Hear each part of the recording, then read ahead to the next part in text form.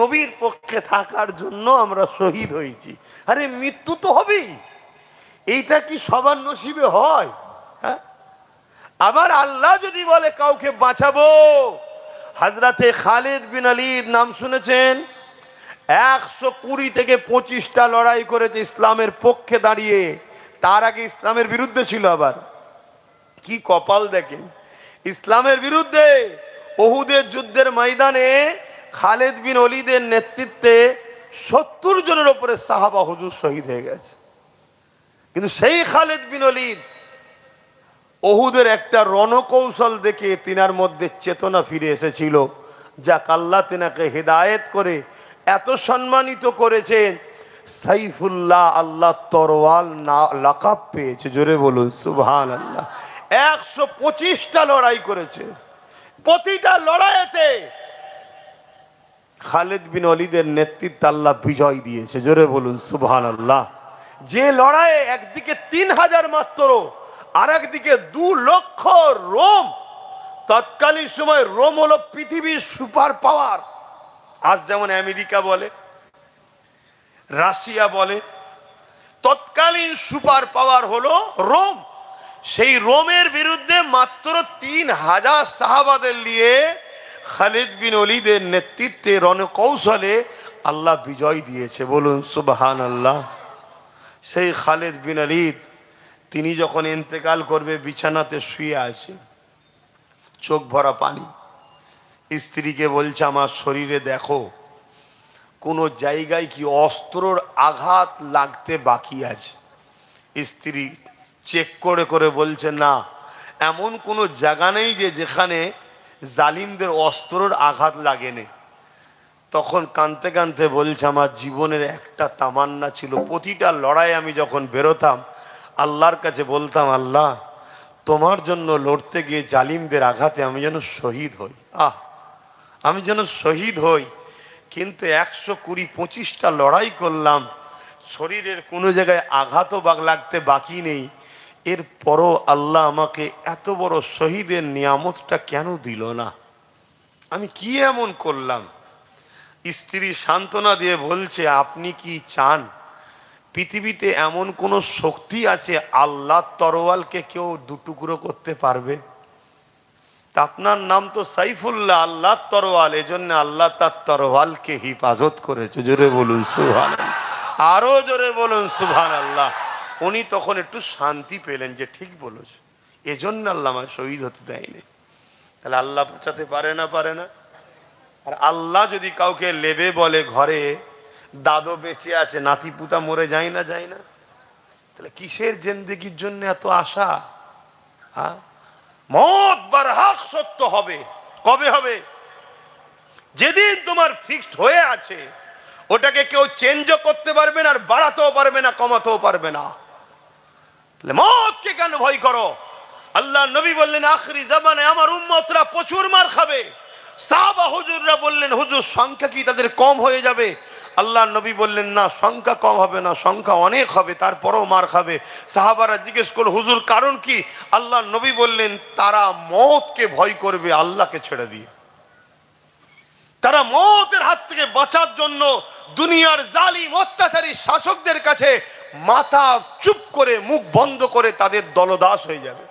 আজকে হচ্ছে না হয়নি বলুন? সাধারণ মানুষ তো হচ্ছেই হচ্ছে।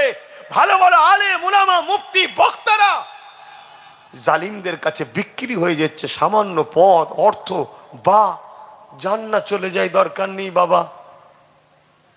কিন্তু এই জান যাবার না, যাবার নয়। আজকে জাতির, যে জাতির একজনের নাম শুনলে আজকের দিনও ইসলাম বিদ্বেষীরা থরথর করে কাঁপে, যার নাম হযরতে সালাউদ্দিন আইবি,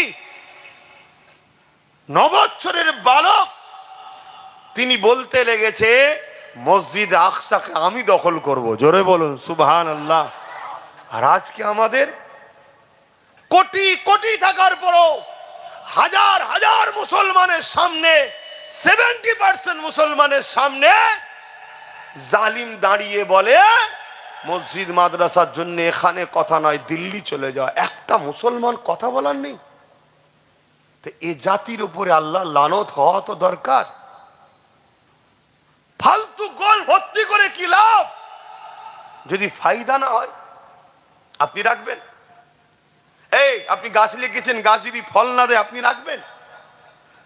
আজকে যেখানে আলেম উলামা ইমাম সব দাঁড়িয়ে এবং 70% মুসলমান আলেম উলামা ইমাম, তাদের সামনে এক জালিম ইসলাম বিদ্বেষী সাম্প্রদায়িক কমনাল সন্ত্রাস জাহান্নামের কুকুর, সে বলছে এখানে নয় দিল্লি চলে যাও।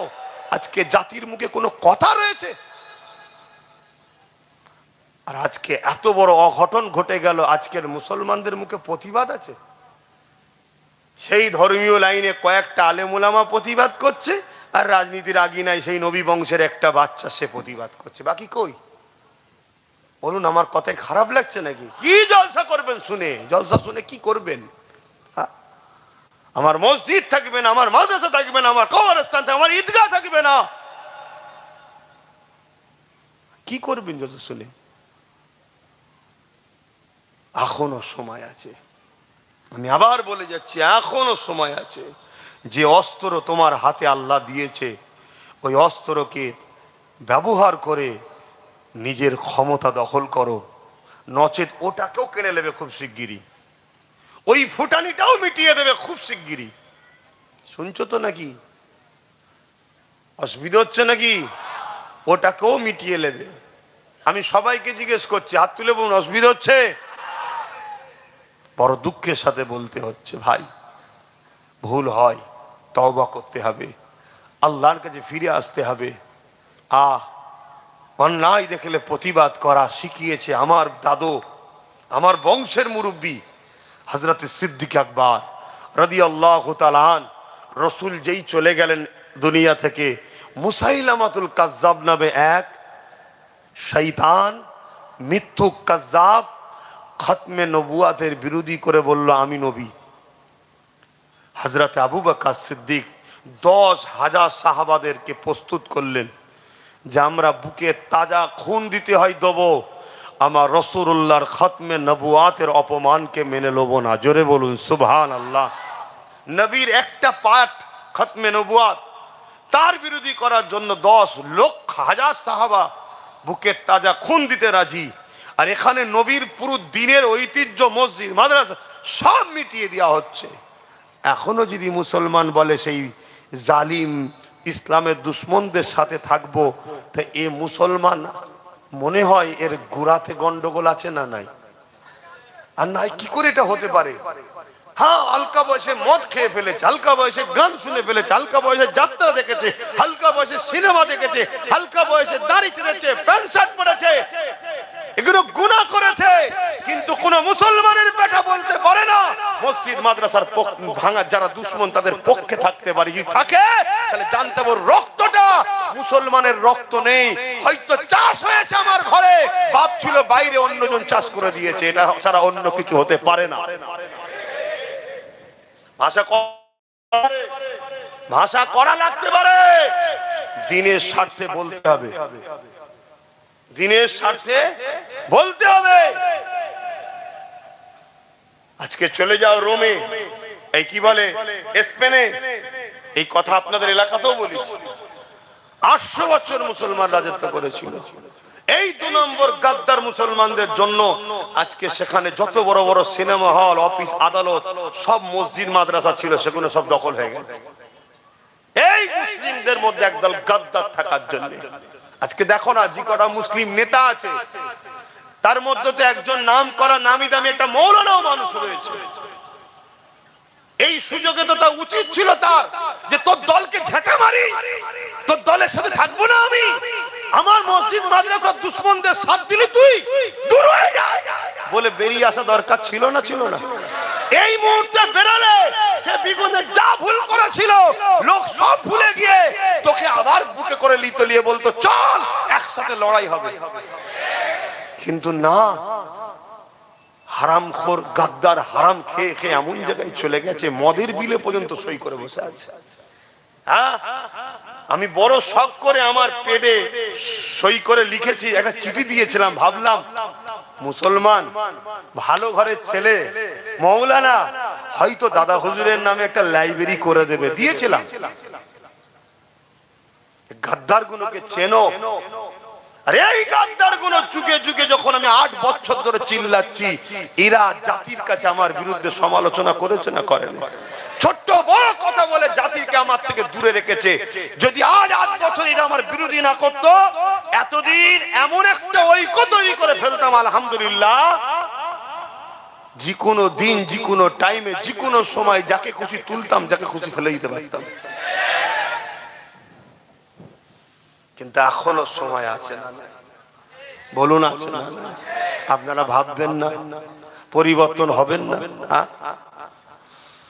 হযরত আবু বকর সিদ্দিকের কথা বলছিলাম, তিনি খতমে নবুয়াতের পক্ষে দাঁড়িয়ে মুসাইলামাতুল কাজ্জাবের বিরুদ্ধে 10,000 সাহাবাদের নিয়ে চলে গেলেন। হুজুর আমার বক্তব্য দিতে লাগলেন, এ নবী অনুসারীরা, এ নবী সাহাবারা, আমাদের জীবন আগে না রাসূলুল্লাহ আগে? এখন যদি আমি আপনাদের জিজ্ঞাসা করি আমাদের জান আগে না আল্লাহ রাসূল আগে, উত্তর কি দেবেন? রাসূল আগে। কেন? এটা যদি আগে না হয় ঈমান তো থাকবে না, তাই তো নাকি? জানের থেকে বেশি ভালোবাসা, এটা তো ঈমান। এ নওজওয়ানেরা, কিন্তু আমি বিশ্বাস করি আপনারা যারা বলছেন নবী আমাদের জানের থেকেও আগে, এটা সত্যই বলছে আপনারা। কিন্তু সেই দিনে সাহাবারাও বলেছিল আমাদের জানের থেকে নবী আগে। সাহাবাদের হযরত আবু বকর সিদ্দিক বললেন, দেখো সাহাবারা ইসলাম জুলুম করতে শেখায়নি, আমি তাদের কাছে যাব, তাদের সঙ্গে পরামর্শ করব, মুসাইলামাতুল কাজ্জাবকে বুঝাবো, এ মুসাইলামাতুল কাজ্জাব এমন করে তুমি খতমে নবুয়াতের বিরোধী করছো কেন? আল্লাহ কোরআনে যেখানে বলেছে ওয়ালাকিন রাসূলুল্লাহ ওয়া খাতামান নবী, সেই জায়গাতে কেন তুমি নতুন করে ফিতনা তৈরি করলে? তাই আমি তাকে বুঝাবো, সে যদি বুঝে গিয়ে পরিবর্তন হয়ে যায়, ভাই আমরা কিন্তু লড়াই করব না, আমরা লড়াইয়ের পক্ষে নয়। কিন্তু সে যদি না মেনে আমাদের রাসূলের বিরুদ্ধে চারণ করে, তাহলে বুকের তাজা খুন দিতে হলো দেবো, মুসাইলামাতুল কাজ্জাবের বিরুদ্ধে লড়বো, রাসূলুল্লাহ খতমে নবুয়াতের ঝান্ডাকে তুলে ধরবো।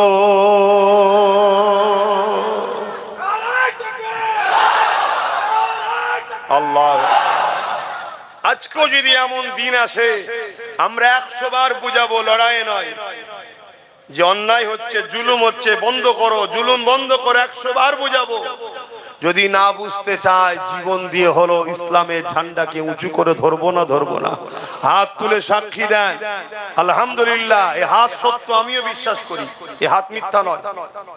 কিন্তু একটা জায়গায় পার্থক্য হচ্ছে, একটু আগে চলুন বলছি।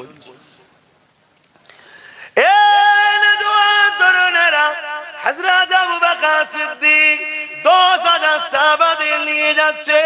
কেন 10,000 সাহাবাদের নিয়ে গেলেন? কেন? মুসাইলামাতুল কাজ্জাব ইসলাম বিদ্বেষী রাষ্ট্রগুণের সহযোগিতায় 90,000 সৈন্য নিয়ে বসে রয়েছে।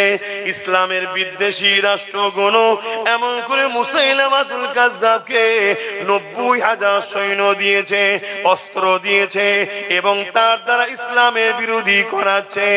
এ যুবকেরা, যেমন বিগত দিন কোন এক চরিত্রহীন নারী মহিলা আমার দেশে এসে ইসলামের বিরুদ্ধে বলছিল, হুকুমত তাদেরকে প্রোটেকশন দিচ্ছে, হুকুমত তাদেরকে সহযোগিতা করছে, এ থেকে বুঝে নিতে হবে হুকুমত আমার নবীর বিরুদ্ধে।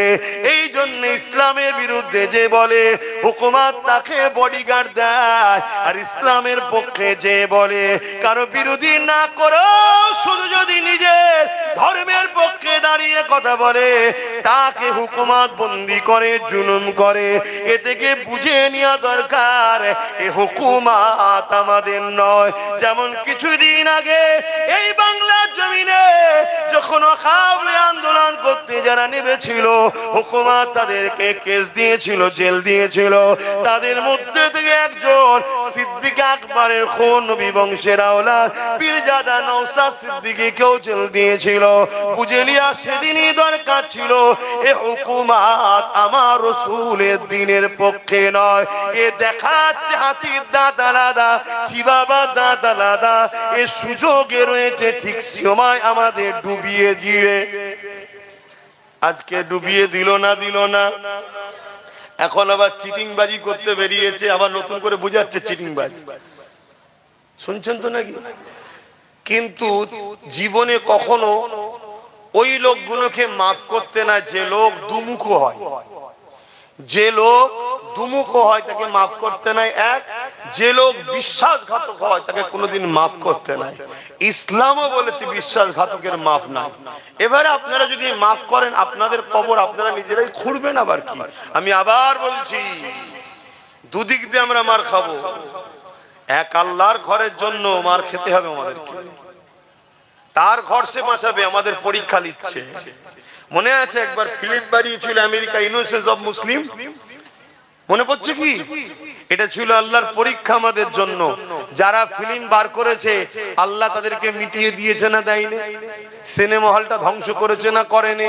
সেই কজনের ফাঁসি হয়েছে না হয়নি? তা ফিল্মটা বার করার আগেই হলে তো হলো, ব্রেনটা আল্লাহ যদি খারাপ করে দিত মিটিত না? না, যদি ওই ফিল্মটা না হতো লক্ষ কোটি মোমেন মুসলমানের ইমানের পরীক্ষা নেবে কি করে? এটা সিস্টেম তো, প্রক্রিয়া। এইগুলো দিয়ে আল্লাহ আমাদের ইমানের পরীক্ষা নেয়। আজকে আমাদের ইমানের পরীক্ষা শুরু হয়েছে যে বান্দা তোর জমির জন্য তো ঝগড়া করিস, তোর জায়গার জন্য ঝগড়া করি, চাকরি বাকরির জন্য ঝগড়া করি, এবার আমার মসজিদ মাদ্রাসার দুশ্মনী করছে, তোরা কি করিস দেখবি। কথা মাথায় ঢুকছে?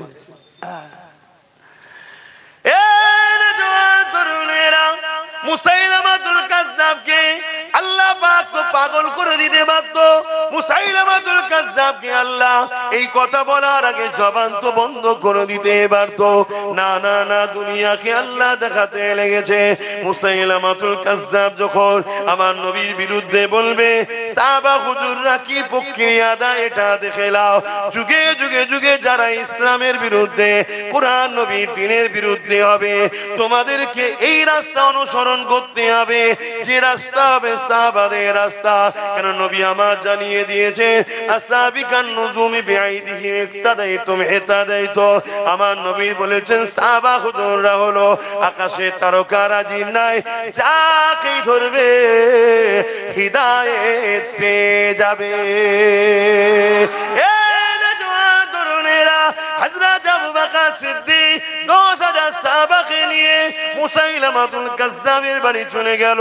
মুসাইলামাতুল কাজ্জাবের কাছে পৌঁছে গিয়ে বলতে লাগলো, হে মুসাইলামাতুল কাজ্জাব, আল্লাহ যেখানে কোরআনে বলছে ওয়ালাকির রাসূলুল্লাহ ওয়া খাতামান নবী, নবী আমার শেষ নবী, কেন আপনি মিথ্যাচার করলে, কেন ফিতনা তৈরি করলে, কেন সমাজে বিশৃঙ্খলা তৈরি করতে লেগেছে?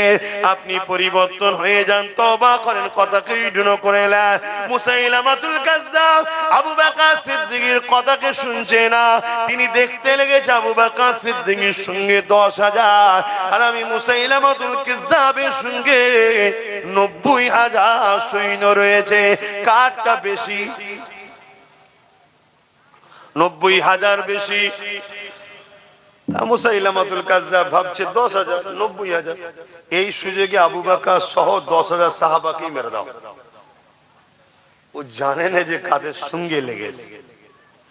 এই 10,000-এর কাছে একটা পাওয়ার ছিল, সেই পাওয়ারটার নাম কি? জোরে বলুন। ঈমানটা কি?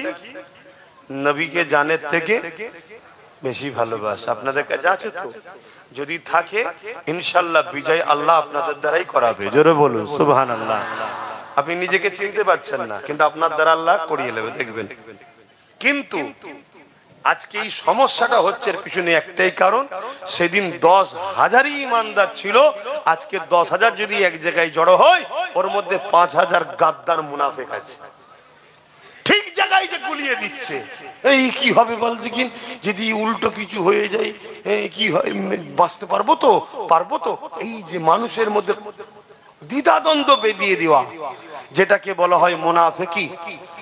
এজন্য রসুল বলেছেন লড়াইয়ের ময়দানে যায়নি যে প্রথম থেকে, তার কাঁদাকাঁদি তবু আল্লাহ কবুল করবে, কিন্তু যে লড়াইয়ের ময়দানে গিয়ে ফিরে আসে আল্লাহ তার তওবাকে আর কবুল করে না। শুনছেন তো? যেমন উহুদের ময়দানে মোট 1000 লোক নিয়ে নবী যাচ্ছে। কত কত সংখ্যা বলুন? 1000। এসব ইতিহাসগুলো জানবেন, এগুলো সব মাদ্রাসায় পড়ানো বন্ধ হয়ে গেছে। কেন? মাদ্রাসা সরকারের টাকায় চলে তো। সরকার বলেছে ওসব কিতাবুল মাগাজি টাকাজি পড়াবে না। আর আকসার খারিজি মাদ্রাসা তো পড়ানো বন্ধ হয়ে গেছে। খারিজি মাদ্রাসায় ডাইরেক্ট সরকারের টাকা না চললেও রাত্রিরে সরকারের লরি ঢোকে, আলু ঢোকে, পটল ঢোকে, চাল ঢোকে, মালপানি ঢোকে। এই কথা বুঝছেন তো নাকি? আমি এই জন্য খারাপ ভাই, আমাকে কেউ দেখতে পারে না এই সব কারণে। দুনিয়া না দেখে না দেখুক গে যাক, আল্লাহ রসুলের জন্য হক কথা বলতে হবে তো নাকি? তাতে কি রেজাল্ট, কি রেজাল্ট, কি ফায়সালা? ওটা জমিনে হয় না, ওটা আসমানে হয়। আমার কি হবে আগে, ওটা জমিনে ফায়সালা হবে না, ওটা কোনো কোর্ট কাছারি আদালতে হয় না, ওটা ওইখানে হয়, আসমানে হয়। আল্লাহর আরশে ওটা সেটিং হয়। আব্বাস সিদ্দিকীর তকদিরে কি হবে, কথা বুঝে আসছে তো নাকি? অতএব দুনিয়ার কাউকে খুশি করে লাভ নেই, আমাকে খুশি তাকে করতে হবে যিনি দুটো হাত দিয়েছে, জবানে কথা দিয়েছে, যিনি আমার কথা শুনে আমি আসবো, হজ করব। এই এতগুলো লোককে যিনি জড়ো করিয়েছেন তিনি কে? এই দেখেন মুরব্বী বাপ গুণ, আমার দাদুর বয়সের লোক, নানার বয়সের লোককেও জড়ো করিয়েছেন কে? না ও ছোট মতো হুজুর, বড় হুজুর এলে নাই মুরব্বীরা আসতো, চলো বাবা বুজুর্গ লোক এসে, সেটা পচকে মতো ছোট মতো ছেলে এসছে, তারপরেও মুরব্বী বাপ গুলোকে কে জড়ো করিয়ে? আবার দেখুন বাচ্চা গুলো জড়ো, যেটা কিছু কি বোঝে এখন, তারপরেও চলো যে এসে বসে আছে। সবচেয়ে বড় বিষয় হলো যাদেরকে খেলোয়াড়রাও 50 ওভার খেলা বসিয়ে দেখাতে পারছে না, যাদেরকে সিনেমা হলেও 2 ঘন্টা ধরে ধরে রাখতে পারছে না লোক, যে যুব সমাজ এত মন যাদের চলমন এক জায়গায় বেশিক্ষণ বসার ছেলেরা নয়, তাদেরকেও ঘন্টা ঘন্টা দাঁড় করিয়ে বসিয়ে রাখে যিনি, তিনি কে? এদেরকে আনা অত সহজ ব্যাপার নয়। এই যে খদ্দের গুলো, যুবক গুলো বসে আছে, ওরে সর্বনাশ, এদের সব সময় পিছনে হাড় আছে, বাঁদরের মধ্যে লাপাই শুধু এখানে ওখানে। খারাপ লিখছো না তো, আমি অন্য জিনিস বুঝাচ্ছি। মানে এত মন চঞ্চল, সিনেমা হল গুলো বন্ধ হয়ে যাচ্ছে, হচ্ছে না হয়নি? তার মানে কিরা যায়নি আর ধর কে 2 ঘন্টা বসে থাকে বলতে কি? 50 ওভারের খেলা বন্ধ হয়ে 50-20 হয়ে গেছে। কেন? কে 50 ওভার দেখবে বলতে কি? তার মানে এত মন চঞ্চল হয়ে গেছে, এত ছটফট করছে, লাফালাফি করছে। সেই ছেলেগুলোকেও আল্লাহ শুকর করে বলছি, আব্বাস সিদ্দিকী যেখানে যায় আমার আল্লাহ হাজার হাজার যুবককে ঘন্টার পর ঘন্টা বসিয়ে রাখে। বলুন মারহাবা, বলুন আল্লাহু আকবার, আল্লাহু আকবার। তাহলে এইটা যিনি করছে, আমি কথা তো তার জন্য বলবো রে বাবা, আমি অন্য কারোর জন্য বলবো নাকি? এবারে তার জন্য বলতে গেলে ফেরাউন তো নারাজ হবে। মুসা নবীর উপর নারাজ হয়েছে না হয়নি? বনি ইসরাইলের উপর নারাজ হয়েছে না হয়নি? তার কথা বলতে গেলে ইব্রাহিম নবীর উপরে নমরুদ নারাজ হয়েছে না হয়নি? ইব্রাহিম নবীর উম্মতদের উপর নারাজ হয়েছে না হয়নি? তার কথা বলতে গেলে ইমাম হোসাইন পাকের উপরে এজিদ নারাজ হয়েছে না হয়নি? তার কথা বলার জন্য গরিবের নওয়াজের উপরে তৎকালীন জালিম শাসকরা নারাজ হয়েছে না হয়নি? তার কথা বলতে যাওয়ার জন্য ইমামে আজম আবু হানিফা হুজুরের উপর নারাজ হয়েছে না হয় না? ইমাম সুফিয়ান সাউরির উপর নারাজ হয়েছে না হয় না? ইমাম বুখারীকে নিজের এলাকা ছেড়ে চলে যেতে হয়েছে। এসব ইতিহাস জানেন? ইমাম মালিক হুজুরকে বেতের আঘাত দিত, বেতের আঘাত, সে জাতা বেত নয়, যেখানটা মারবে চামড়াটা উঠে আসবে। আহ আল্লাহ আল্লাহ আল্লাহ, এই আল্লাহর কথা, হক আল্লাহর কথা মানে মানবতার কথা, ইনসাফের কথা, ইনসানিয়াতের কথা, মনুষ্য জাতিকে বাঁচাবার কথা। আরে নামাজ তো ব্যক্তি জীবনের ইবাদত, আমি নামাজ পড়বো আমার লাভ, কথা বুঝে আসছে না? নয় কিন্তু মসজিদে দাঁড়িয়ে জুম্মায় যে খুতবাটা ইমাম দিচ্ছে, মানবতার কথা বলছে, ইনসাফের কথা বলছে, এ বাবা মানুষকে ভালোবাসো, গরিবকে খানা খাওয়া, এটা কি ইসলাম নয়? তো গরিব যদি না হয় তাহলে গোলাম হবে কি করে? সরকার বানাচ্ছে গরিব আর ইসলাম বলছে খানা খাওয়াও, তুমি খাইয়ে দিচ্ছ, তাহলে গরিব থাকবে কোথায়? এজন্য তোমাকে মিটাতে হবে। বুঝে আসছে ইসলামের উপরে রাগটা কেন?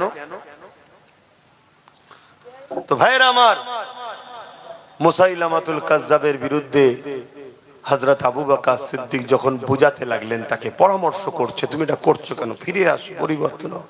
মুসাইলামাতুল কাজ্জাব দেখছে আবু বকরের দিকে 10,000, আমার দিকে 90,000, এই সুযোগ ছাড়া যাবে না।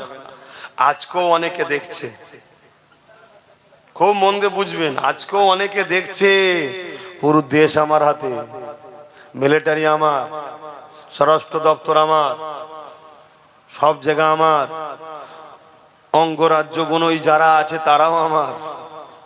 কি আমার নয়? ইনি উনার নয়? তো এই সুযোগ মুসলমানকে শেষ করে দে। ওদের না কোনো ক্ষমতা আছে না কিছু আছে, এই সুযোগে ঝেড়ে দেয়। এই শুনছেন? কিন্তু জানেন আল্লাহ প্রথম চিটেগুলোকে পরিষ্কার করে দেবে, এটা ঠিক কথা, অস্বীকার করা যাবে না। কিন্তু তারপরে যে কটা ইমানদার সলিড থাকবে, ওই কটার নেতৃত্বে এদের যে কি দশা আল্লাহ করবে সব ইতিহাসে আমার নবী বলে গেছে। শুনছেন তো? কোনো টেনশনের নেই তো, কোনো টেনশন নেই। আমি একটা জিনিস বুঝি, এ জানটা দিয়েছে কে, এটা আমি আল্লাহকে দেবো না। যদি কেউ বলে রাখতে পারবেন, জোরে বলুন, কারা আল্লাহর খুশির জন্য দিতে পারবেন, হাত তুলুন। মারহাবা, নারে তাকবীর, নারে তাকবীর। এটাই তো আল্লাহ দেখতে চাইছে, যে জান দিলাম আমি। তুই যদি বলিস দেবো না, ওই আমেরিকার প্রেসিডেন্ট যে ছিল তারও জান কেড়ে নিয়েছে। কি কাউকে বাদ দিইনি, ফেরাউন, নমরুদ, পৃথিবীর রাজা ছিল, বাদ দিছে নাকি?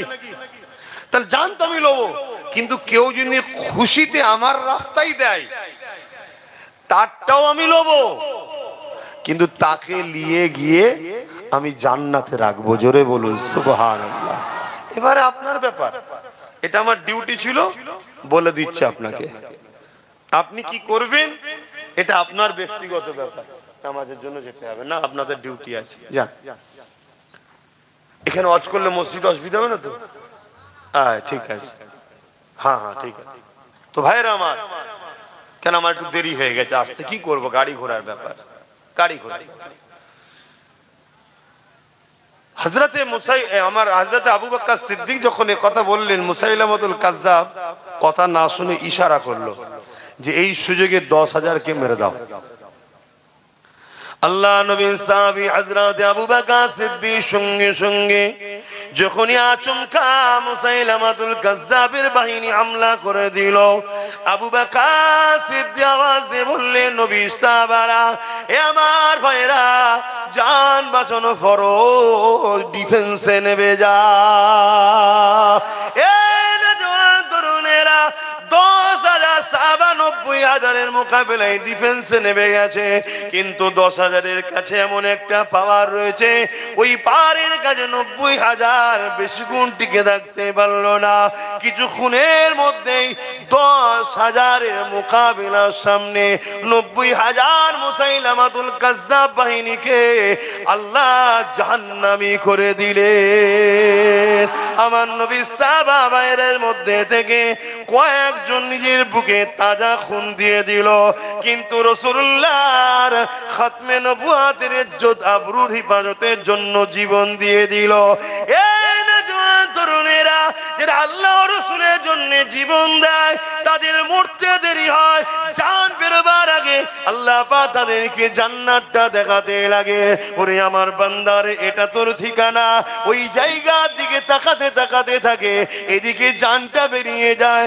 রাসূলুল্লাহ বললেন, পিঁপড়ে কামড়ালে জানা কষ্ট হয়, আল্লাহ রাস্তায় যারা জীবন দেয় এদের জান কবজের কষ্টটা পিপিলিকা কামড়ানো থেকে আরো কম কষ্ট হয়। আল্লাহু আকবার, ইয়া রাসূলুল্লাহ, আল্লাহু আকবার। আমার ইসলাম জুলুম করা শিখায়নি। আমরা কোন হিন্দুদের বিরুদ্ধে নয়, কোন আদিবাসী, সাঁওতাল, বাগদি কারো বিরুদ্ধে নয়। আমরা মুসলমান হোক আর অমুসলমান হোক, যারা আমার দ্বীনের বিরুদ্ধে, তাদের বিরুদ্ধে আমরা যুদ্ধ রাজি আছি, ঠিক না বেঠে? যদি মুসলমানও হয় তার বিরুদ্ধে যুদ্ধ করব, যদি আমার দ্বীনের বিরুদ্ধে হয়। তুমি আমার দিন মানোনি সেটা তোমার বিষয়, তোমার সাথে আমার যুদ্ধ নেই। তোমার সাথে আমার মানুষ হিসেবে ভালোবাসা থাকবে, মানববন্ধন থাকবে। তুমি ভাই আমার, তুমি বাপ আদম মা হাওয়ারই ছেলে মেয়ে। তুমি হিন্দু তো কি হয়েছে, আদিবাসী তো কি, সাঁওতাল তো কি হয়েছে, আমরা মানুষ, মানববন্ধনে মিলেমিশে থাকবো, একসাথে কারবার করব, ব্যবসা করব, দেশ চালাবো, রাজনীতি করব, সব করব। তুমি আমার ধর্ম মানো তো কি হয়েছে, তুমি তোমার জবাব দেবে, আমি আমার জবাব দেবো। কিন্তু ধর্ম মানার নামেও যদি আমার ইসলামের বিরুদ্ধে কেউ কথা বলে, তাকে আমরা ছাড়বো না। তাহলে ব্যাপারটা বুঝে এসছে? আমরা কোন ধর্মের, কোন জাতি, কোন মানুষের বিরুদ্ধে আমরা কথা বলি না। ইসলাম কখনো কোন মানুষের বিরুদ্ধে লড়াই করেনি। ইসলাম লড়াই করেছে জুলুমের বিরুদ্ধে। বাকি যত ভুল আকীদা ছিল, আমার নবীর আখলাকে তারা নবীর দিওয়ানা হয়ে গেছে। জোরে বলুন সুবহানাল্লাহ। ইসলাম যতবার রাসূল লড়াই করেছে জুলুমের বিরুদ্ধে। কেউ নারীকে জ্যান্ত পুঁতে দিচ্ছে, তার বিরুদ্ধে লড়াই করেছে রাসূল। কেউ গরিবদের ঘরে কৃতদাস দাসী কোমরে বেল্ট বেঁধে বাজারে নিলামে তুলছে, নবী যাদেরকে রুখতে চেয়েছে, রোহেনে তারা নবীর উপরে হামলা করেছে, নবী ডিফেন্সে নেমেছে, যুদ্ধ হয়েছে। বদরের বুকে রাসূলুল্লাহ চলে এসেছে মদিনায়, মক্কা থেকে জোর করে মদিনার উপরে হামলা করতে গেছে, নবী বদরের ডিফেন্স করেছে। নবী ইসলাম কখনো কোনো মানুষের উপরে জুলুম করেনি। ইসলাম বলছে একটা যদি অসহায়ের উপরে কেউ হামলা করে, একটা মানুষকে কেউ যদি হত্যা করে, সে যদি নির্দোষ হয়, পুরো মানুষ জাতিকে হত্যা করার পাপ তার মাথায়, তার আমলনামায় লেখা হবে। তাহলে ইসলাম কত কঠিন বুঝতে পারছেন?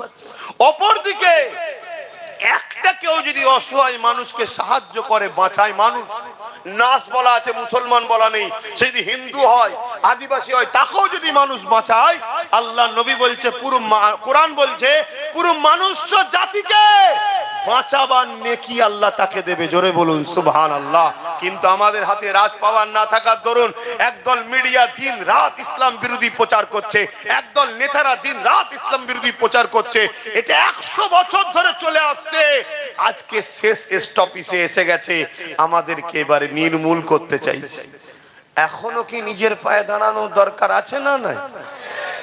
তা আল্লাহ একটু আমাকে বুঝিয়েছে, আমাকে আল্লাহ সেই হিকমত জ্ঞান দিয়েছে, আল্লাহরই হুকুম হয়েছে। তাই আমি আমার ভাইটাকে বলেছি, দেখ আমি তো দিনের প্রচার করি, আমি এই দিকে থাকি, তুই ওই দিকে থাক। এটা কি ভুল করেছিলাম? আজকে বলুন তো, এই মুহূর্তে তার সাথে যদি আরো কিছু থাকতো, চেয়ারের একটা পায়া যদি আমাদের থাকতো, তাহলে আজকে বলুন, যে আমাদের ঘরে বলল কেন্দ্রের সঙ্গে হাত মিলালো, সে হাত মিলাতে পারতো? কেন এই চেয়ারে সে বসে আছে, তো কি হয়েছে, 3টে তার একটা আমার। আমি বলতাম ওঠো, পা খুলে নিতাম, সরকার পড়ে যেত। এইটাই তো আমি বারবার বুঝাচ্ছি আমার কমকে। কিন্তু দুঃখ লাগছে কি জানেন, খুব শিগগিরই দেখবেন এই জালিমরাই যখন কোনোভাবে দেখছে আর মুসলমানকে তো বোকা বানানো যাচ্ছে না, সব জেগে গেছে, ওরা নবী বংশের আওলাদ নওশাদের পিছনে চলে যাচ্ছে, তখন দেখবেন নতুন নতুন ছোট ছোট মুসলিম দল খুলে দেবে, দিয়ে আমাদের মধ্যে এক জায়গায় দিয়ে টুকরো টুকরো করে দেবে। তাহলে আপনাদের ঘরেও তো মজবুত হওয়া দরকার, যে এতদিন এই নতুন গুলো ছিলিস কোথায়, কি ভাবা দরকার আছে না? নাই, হ্যাঁ ভাবতে হবে। এটা প্ল্যান চলছে, আল্লাহর পাকের হুকুম। একটু আগে থেকে অনেক কিছু, আল্লাহ সব কথা বলা যায় না, একটু কিছু কিছু ইশারায় বুঝে যায়, আর সেইগুলো দেখি পরিবর্তে যখন বলে ফেলি পরে হয়েও যায়। কিন্তু সবটাই কার হুকুমে হচ্ছে? আল্লাহর হুকুমে। কথা মনে থাকবে, এটা আমার কোনো কৃতিত্ব নয় ভাই, আমি ছোটখাটো মানুষ, গুনাহগার মানুষ, আপনাদের পীরের আওলাদ, আপনাদের পীর ভাই আপনি। তাই আপনাকে আমি বুঝাতে চাইছি, বাঁচাতে চাইছি। যে জায়গা দিয়ে সে আমাকে হত্যা করছে, যে পাওয়ার দিয়ে আমার দিনকে মিটাতে চাইছে, ওই পাওয়ার আমাকে দখল করতে হবে, নচেত বাপ আর ফিরিয়ে আনা সম্ভব নয়। রাস্তায় নামবেন, কেস দেবে, পিটবে, সব তাদের হাতে। কথা বুঝে আস, এগুলো মাথায় রাখুন। তাহলে অন্যায় দেখলে কি করতে হয়, সাহাবা হুজুররা শিখিয়েছে না শিখায়নি? এটা মাথায় রাখতে হবে। তো সেই সাহাবা হুজুর সিদ্দিক আকবরী ঘরের ছেলে, আজকে তারাও তো অন্যায় দেখলে লড়াই করবে, কি করবে না? করবে না। তাই তো মসজিদকে বাঁচাবার জন্য আমার ছোট ভাই সুপ্রিম কোর্টে পর্যন্ত কেসও করেছে। অনেক হয়তো ভাবতে পারে যে আপনি বড় হয়ে ছোটর কথা বলছেন কেন, না ছোট বড়র ব্যাপার নয়। আমি যখন ওই কাজ করতে পারিনি, ও যখন করছে আমার উচিত ওর সাথ দেওয়া। কেন আমি হুজুর মানুষ পাচ্ছি না, ইনি ইমাম মানুষ পাচ্ছে না, উনি মৌলানা মানুষ পাচ্ছে না, উনি মুদাররিস মানুষ পাচ্ছে না। কেউ যখন একজন মসজিদ বাঁচাবার চেষ্টা করছে, উচিত সবার তার পিছনে গিয়ে দাঁড়ানো। এই জন্য বুঝাচ্ছি। অসুবিধা হচ্ছে না? জলসাই বলছি বলে অসুবিধা হচ্ছে না? অসুবিধা হওয়ার ব্যাপার নেই তো। যদি রাজনীতির নেতারা রাজনীতি ছেড়ে দিয়ে ধর্ম মিটাতে নেমে যায়, তো ধর্মগুরুদের উচিত রাজনীতি দখল করার জন্য আগাতে হবে, ঠিক না বেটে? তখন তারা বলবে যে হুজুর মানুষ হিসাব কি করছিস রে বাবা, মৌলী সাহেব হিসাব কি করছিস? তখন আমরা বলবো তোরা তোদের কাজ কর, তাহলে আমরা আমাদের মসজিদে ফিরে যাই। কি প্রত্যেকটা মসজিদে উচিত এই অকাবলি আলোচনা করা দরকার, প্রত্যেকটা জলসায় অকাবলি আলোচনা করা দরকার, প্রত্যেকটা জায়গাতে আজকে আলোচনা করা দরকার যে এরা রাজনীতির নামে মানুষের রুজি রুটি, শিক্ষা, কর্মসংস্থান, দেশ কি করে নিরাপদে থাকবে, কি করে বারবার সন্ত্রাসরা এসে দেশে হামলা করছে, কেন দিল্লিতে এসে সন্ত্রাস হামলা করবে, তুমি কি ঘাস কাটছিলে নাকি, এর জবাবটা কে দেবে? এ বিষয়ে তোমার খেয়াল নেই কেন? আজকে আমার দেশ বন্যায় ডুবে যাচ্ছে, অবৈধ জায়গাতে কোটি কোটি টাকার বিল্ডিং নির্মাণ হয়ে যাচ্ছে, সেগুলোকে ভাঙার বেলায় তোমাদের চিন্তা নয়, আমাদের কাঠের পয়সায় তৈরি করা আমাদের জায়গার মসজিদ ভাঙতে চাইছো। এ থেকে বোঝা যায় তোমরা ক্ষমতার জোরে ইসলামকে মিটাতে চাইছো। তাহলে আমাদেরকে ক্ষমতা তৈরি করে তোমাদের ডিফেন্স করতে হবে, ঠিক না বেঠে? হাত তুলে বলুন, ঠিক না বেঠে? এইটা আমি অন্যায় করছি? এখনো জাগো কম নাই, যে ক্ষমতাটা আল্লাহ এখনো রেখেছে হাতে ভোট দিয়া, ওটাও আল্লাহ এদের হাত দিয়ে কেড়ে। তুই তো কাজের নয়, তোর ব্রেন থাকা অবস্থা ব্রেন না খাটাছো, ব্রেন রেখে কি লাভ? ঠিক তো নাকি? এখনো সময় আছে, যদি না সময় মতো কাজ করো। সেই একটা জায়গায় প্রায় জায়গায় বলেছিলাম, ওই একটা ব্যাংক, ওই একদল লোক পিকনিক করতে গেছে, আর একটা ব্যাংক লাভ মেরে গিয়ে হাঁড়িতে পড়েছে, আর সবে চুলো ধরিয়েছে, তো ঠান্ডা পানি, কলের পানি, ফ্রেশ পানি, খুব ঘুরছে, বেশ ভালো লাগছে, তো আনন্দ করছে। কিছুক্ষণ পরে হাঁড়ি গরম হয়েছে, পানিটা গরম হচ্ছে, বলছে রে কি ব্যাপার, বলছে গরম গরম লাগছে কেন? তারপরেও দেখছে গায়ে তো মেনিয়ে নিচ্ছে, এখনো ঘুরছে। লাস্টে যখন খুব গরম আস্তে আস্তে বাড়ছে, তখন বুঝেছে পানি আমার নয়, কিন্তু চাইছে লাফিয়ে বেরোবার, আর লাফাতে পারছে না। কেন? ওই গরমে আস্তে আস্তে আস্তে শরীরে এনার্জিটাকে কেড়ে নিয়েছে। কাল তুমি চাইবে হয়তো লাভ মেরে বেরোবার, যদি এখনই তুমি লাভ না মারো আর বেরোতে, তোমার এনার্জি শেষ হয়ে যাবে। সময় থাকতে থাকতে কাজ করতে হয়। আমরা ছোটবেলায় শুনেছিলাম, ওই কি বলে, খাদ্য সংগ্রহ করতো পিপিলিকার একটা কি যেন বলে, ফড়িং, হ্যাঁ, খাদ্য সংগ্রহ করতো শীত আসার আগে, কেন সব গাছপালা সবই হয়ে যাবে, আরে বরফ পড়ে যাবে। ও ফড়িং কোনো গুরুত্ব দেয় না, ঘুরে ঘুরে ঘুরে ঘুরে ঘুরে বেড়াচ্ছিল, কিন্তু লাস্টে দেখা যাচ্ছে ফড়িং এক জায়গায় চিৎ বাঁধে পড়ে আছে। তা সবকিছু টাইম আছে, ঠিক না বে? ঠিক গো, টাইমটা বোঝো। একবার যদি কেউ তোমার সঙ্গে ধোকা দেয়, বিশ্বাসঘাতক করে, তাকে আর মাফ করতে নাই। আল্লাহ নবী বলেছে, পাহাড় সরে গেছে বিশ্বাস করো, মানুষ পরিবর্তন হয়েছে সহজে বিশ্বাস করো না। একটু দেখো, কথা বুঝে আসছে? একটু বুঝে বুঝে কাজ করো, বোঝার যদি হয় বোঝো।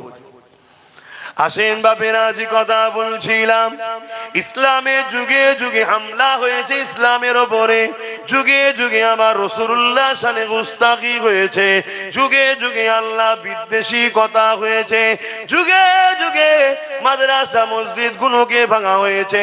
তাদের মধ্যে থেকে একটা হলো চেঙ্গিস খান, যে বাগদাদের উপরে হামলা করে দিয়েছিল, বাগদাদের মাদ্রাসা গুলোকে পুড়িয়ে দিয়েছিল, বাগদাদের লাইব্রেরি গুলোতে পুড়িয়ে দিয়ে হাজার লাখ কিতাবকে জ্বালিয়ে দিয়েছিল, বাগদাদের মুসলমানদেরকে কতল করেছিল, এত মার মেরেছিল। মুসলমানদের রক্তেতে দাজলা বলে একটা নদী আছে, ওই নদীর পানিটা লাল হয়ে গিয়েছিল। 1 লক্ষর উপরে উলামাদেরকে মেরেছিল। এ আমার ইমাম ভাইরা, এ আমার উলামা ভাইরা, মনে করছেন আমাকে তো বেশ মাইনে দিচ্ছে, আমাকে তো বেশ ভালোই সাথে রেখেছে। না না না, আপনাকে দিয়ে বাকিগুলোকে প্রথম মিটানো হবে, তারপরে আপনাকে মিটিয়ে দিয়ে হাতটা পরিষ্কার করে নেবে। কারণ ইতিহাসের পাতায় আমরা অনেক শিখেছি গো, যারাই আইএস তৈরি করেছিল, এমন করে রোমকে টুকরো, এমন করে তুরস্ককে, রাশিয়াকে টুকরো করবে বলে কাজ মিটে যাবার পর হাতটা ছেড়ে নিয়েছিল। তারা তখন নিজেদের ঘরে আবার খাতারনাক আরো তৈরি করে ফেলেছিল। হে যুবকেরা, তরুণেরা, তাই বুঝিয়ে দিয়ে যাচ্ছি, পরিবর্তন হবেন কি না হবেন আপনার বিষয়। আমাকে আল্লাহ ডিউটি দিয়েছে, ডিউটিটা পালন করে যাচ্ছে। এখনো সময় রয়েছে। উলামা ভাইদেরকে বিশেষ করে বলে যাচ্ছি, সর্বপ্রথম জালিমদের টার্গেটের স্থান হলো আলেমদেরকে শেষ করে দিওয়া। কারণ এ জাতি কারো বাপের কথাই চলে না, কারো দাদার কথাই চলে না, এ জাতি যুগে যুগেই চলে। আল উলামা ওয়ারাসাতুল আম্বিয়া, নবীর ওয়ারিস আলেমদের কথাতে জাতি চলে। তাই উলামাদেরকে কতল করে দাও প্রথমে, তার মানে এদের নেতৃত্ব দিবার আর কেউ থাকবে না। তখন এই জাতি দিশেহারা হয়ে যাবে। দিশেহারা যখন হয়ে যাবে, দুজন বলবে ডান দিকে চলো, চারজন বলবে বাঁ দিকে চলো, সামনে বলবে পাঁচজন চলো, পিছনে বলবে পাঁচজন চলো। নিজেদের মধ্যে টুকরো টুকরো টুকরো টুকরো হয়ে যাবে। লাস্টে নিজেদের মধ্যে মতনৈক্য হয়ে মারপিট হয়ে যাবে। আর এই যদি সবার মাঝখানে একটা উলামা থাকে, বাবারা এই দিকে চলো, সবাই তার সাথ দেবে না, দেবে না। এজন্য প্রথম উলামাদেরকে মারবে। আমাদের ইমাম মনীষা আলেমগুলো, হুজুর সাহেবগুলো ভাবছে আমাদের অসুবিধে নেই, গাড়ি পেয়েছি, আলো পেয়েছি, নিউ টাউনে ঘর পেয়েছি, হুতা বাড়ি পেয়েছি, এখানে জায়গা পেয়েছি, আমরা কোনো টেনশনে নেই। কি গো, আমার অসুবিধা হচ্ছে নাকি? কি দিন এসে গেল।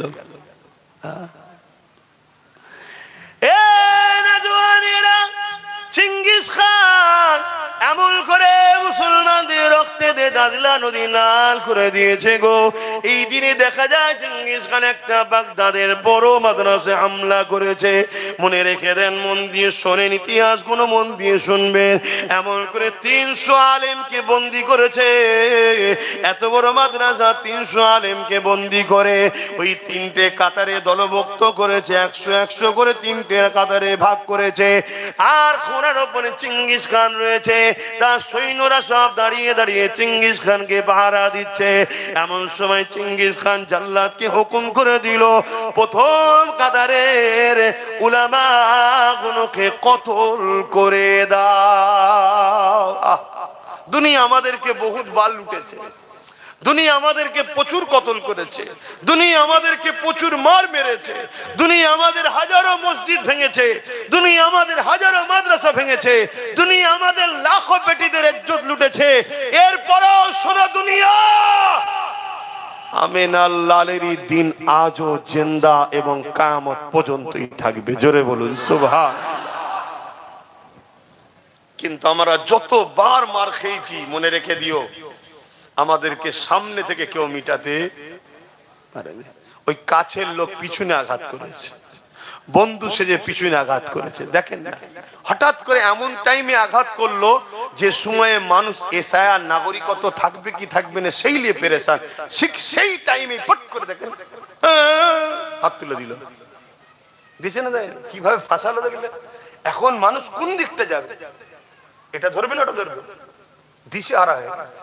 কিন্তু আমি আমার নাগরিকত্ব তুলে চিন্তায় নেই, ও কবে জমা দিয়ে দিয়েছি, থাকবে কি থাকবে না, যাবে কি যাবে না, ওসব আমি চিন্তা করছি কেন? আমার আল্লাহ জমিন আমাকে পাঠিয়েছে, আমাকে যে সরাতে যাবে আল্লাহ তাকে জমিন থেকেই তুলে দেবে, আমি বিশ্বাস রাখি। কথা বুঝে আসছে না? না, কিন্তু আমার কাছে টেনশন এটা, আমার খোদার ঘরগুলো কি হবে, আজ এয়ারপোর্টের ভেতরে মসজিদটা কি হবে, আজ টাউন সিটি এলাকাগুলো যে বড় বড় সব কবরস্থান আছে, কোটি কোটি টাকা দাম, 50 বিঘে, 10 বিঘে, 15 বিঘে, 20 বিঘে, এক এক কাটার দাম 5 কোটি টাকা, 10 কোটি টাকা। এই দেখলেন না আপনাদের নিউ টাউনে আমাদের সরকার হিন্দু ভাইদের ধর্মস্থান করার জন্য জায়গা দিচ্ছে, 1100 কোটি টাকার জায়গা। কত টাকা? আর অপরদিকে হিটকোর ভেতরে মুসলমানদের নিজেদের দান করা অল্প জায়গা আছে, সেইটাকে রাজ্য সরকার চুরি করে হিটকোকে বিক্রি করছে। তাহলে এই চোর সরকার মসজিদের জায়গা চুরি করেছে। কথা বুঝে আসছে না? নাই তাহলে এই মসজিদের পক্ষে না বিপক্ষে? আর এই কথা যখন নওশাদ বলছে, এরই দলের আর একজন নামদারি মুশরিক মুসলমান আছে যে নিজেকে হাজি বলে, হারামখোর, জাহান্নামের কুত্তা, তো জন্মের গন্ডগোল আছে দেখ। সে আজকে নওশাদের বিরুদ্ধে বলছো নাকি বিজেপির কতদিন চামচাগিরি করবে।